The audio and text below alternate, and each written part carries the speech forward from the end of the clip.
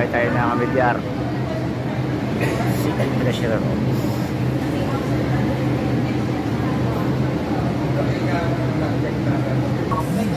Po yan sa Kabuyao.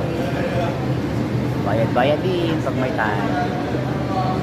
Dahil po ngayon ay Cavite Day at holiday po ang mga taga-Cavite, makakapagbayad po tayo ng amilyar dito sa Kabuyao dahil hindi naman po holiday sa Kabuyao.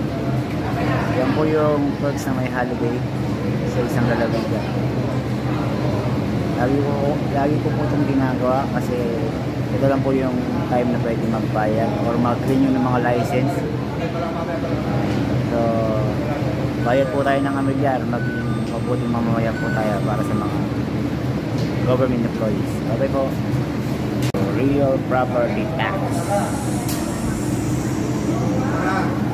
Diyan na tayo ng pagbabayad ng amilyar for the whole year.